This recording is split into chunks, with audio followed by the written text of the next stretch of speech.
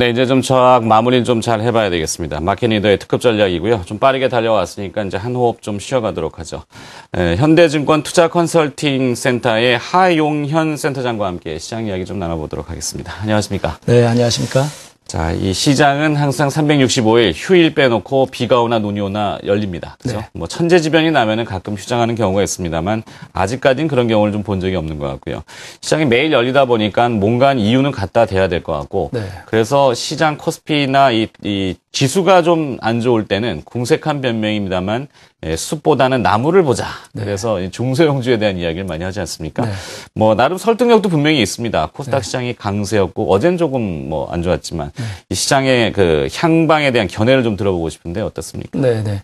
말씀하신 것처럼 그 대형주냐 중소형주냐 이거 투자자 입장에서는 굉장히 중요한 이슈 중에 하나인 것 같습니다. 그래서 오늘은 그걸 중심으로 말씀을 드릴 텐데 어제 시장이 굉장히 조금 투자자들한테 좀 곤욕스러운 하루였던 것 같습니다. 키프로스 얘기 때문에 시장이 크게 좀 위축이 됐었는데요. 이 얘기를 잠깐 얘기를 하고 넘어가도록 하겠습니다.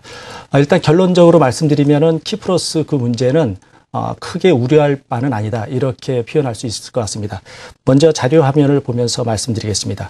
키프로스 우려에 대한 시장의 반응은 아직은 조용하다 이렇게 표현을 했는데 눈여겨볼 지표가 글로벌 파이낸셜 스트레스 인덱스하고 시프로스 CDS입니다.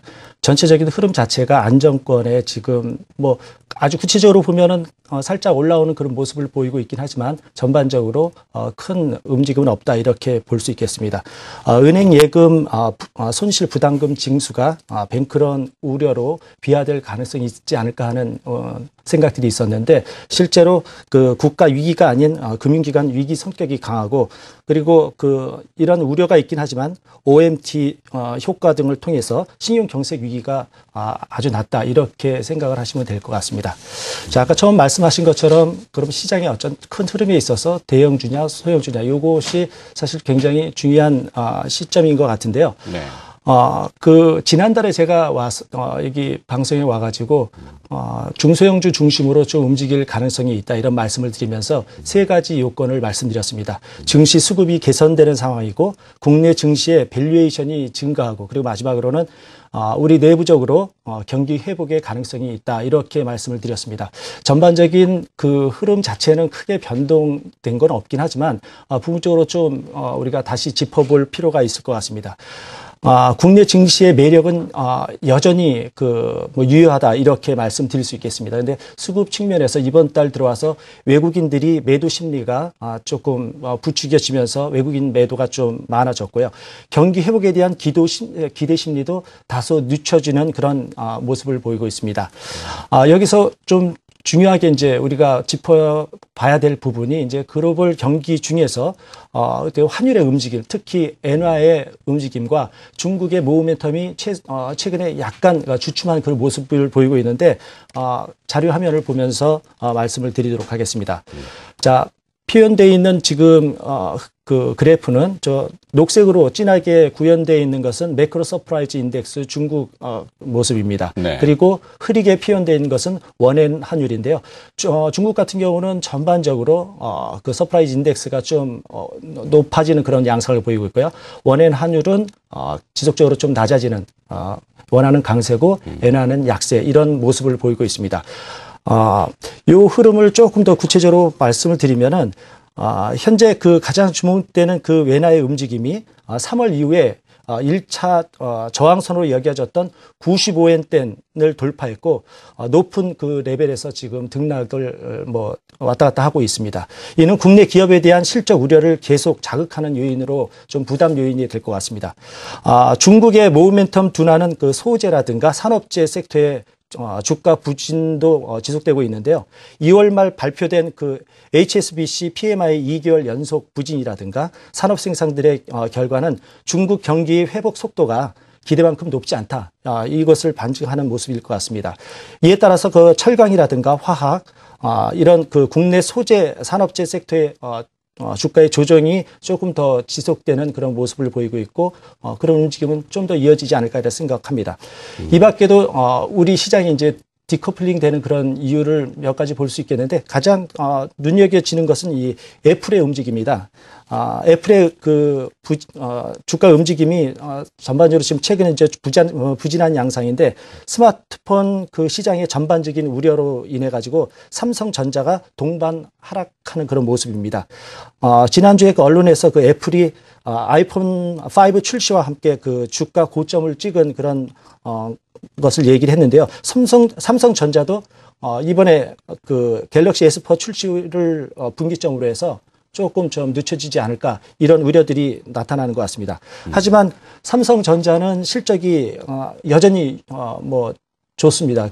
그렇기 때문에 1월과 같은 그런 급격한 그런 하락은 뭐 우려되지 않는 그런 상황입니다. 다만 어떤 주가가 계속 올라가는 데 있어서의 발목은 좀 잡히지 않을까 이런 생각을 해봅니다.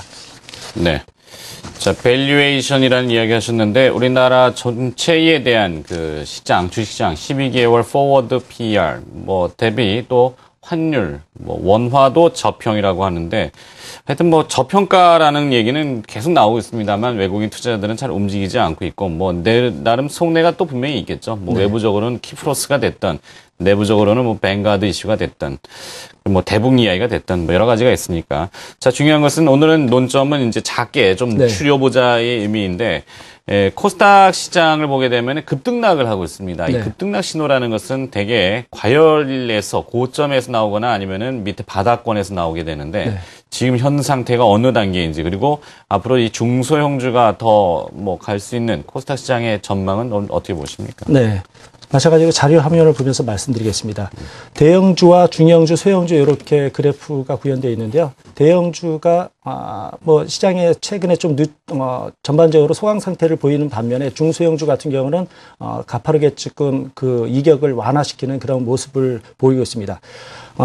최근에 중소형주 특히 코스닥 쪽의 시장이 뭐 1월, 2월, 3월 해서 쉼없이 올라오다가 어제 잠깐 뭐 주춤하긴 했지만 이러한 그 움직임은 상대적으로 대형주보다는 좀 활발하지 않을까 이런 생각을 합니다. 그렇게 말씀드리는 이유는 일단 우리나라 시장이 경기가 2%대로 저성장 국면에 이제 들어섰습니다. 저성장 국면에 들어섰을 때 시장의 특징은 그 가치주보다는 성장주에 대한 기대감이 더 높다는 겁니다. 시장에서 반응하는 속도가 훨씬 더 높다는 건데 이러한 움직임은 다른 나라에 의해서도 우리가 읽어볼 수 있겠는데요. 지금 보시는 화면은 2010년 이후에 가치주와 성장주의 누적 수익률을 표현한 것입니다. 처음에 보시는 요 AWCI는 MSCI 세계 지수인데요. 보시는 것처럼 첫 번째 이렇게 왼쪽에 있는 것은 전체 지수고 그다음 두 번째는 성장 지수 그리고 마지막 요 세 번째가 가치 지수인데 요 가운데 그 보시면은 이 성장주가 가치주보다 대략 한 10% 이상 그 더 높은 것을 볼 수 있겠습니다. 그리고 미국도 마찬가지고요. 특히 그 위기를 겪은 독일 같은 경우에 있어서는 거의 40% 정도 이상의 그런 그 초과 수익을 달성하는 모습을 보이고 있습니다. 우리나라도 마찬가지로 지금 가운데 성장주의 그 흐름이 굉장히 높은 것을 볼 수 있겠습니다. 아까 말씀드린 것처럼 저성장 국면에 있어서 특히 우리나라뿐만 아니라 글로벌 경제가 저성장 국면에 있기 때문에 전반적으로 같이 움직이긴 하지만 우리 시장이 특히 최근에 저성장 국면에 진입한 그 모습을 봤을 때 성장주에 대한 그 기대 심리는 당분간 이어지기 때문에 상대적으로 대형주보다는 중소형주 그리고 이런 종목들이 많이 포진되어 있는 코스닥 종목군에 대한 관심이 조금 더 요망된다고 할 수 있겠습니다. 네. 자, 정리해봐야죠. 그러면은 우리가 두부 사러 가면은 한 판을 다 살 수는 없지 않습니까? 네네. 하나 잘라야 되는데 한 번만 잘라주시죠. 어떻게 잘라야 되겠습니까? 일단 뭐 어떤 종목을 봐야 될까 사실은 그 종목을 판단하기가 쉽지 않을 겁니다. 그래서 제가 오늘은 저평가 성장주에 대해서 좀 퀀트적인 입장에서 좀 뽑아온 11가지 종목을 말씀드리도록 하겠습니다.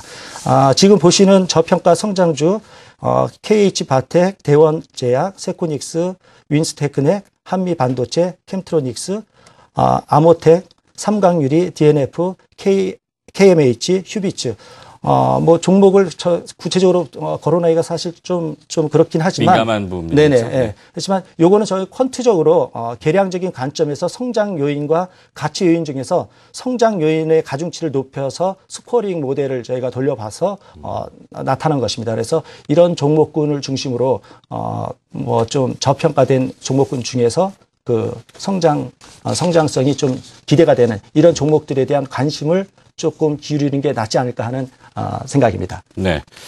자, 뭐 압축과 슬림화 뭐 이렇게도 요약이 되고 뭐 선택과 집중 뭐 이렇게도 표현이 되더군요. 자, 마켓 리더 특급 전략 오늘은 조금 집중해서 보자라는 의미로 이렇게 시장을 이겨내는 전략을 들어봤습니다. 도움 말씀 주신 분은 현대증권 투자 컨설팅 센터의 하용현 센터장이었습니다. 고맙습니다. 네, 고맙습니다.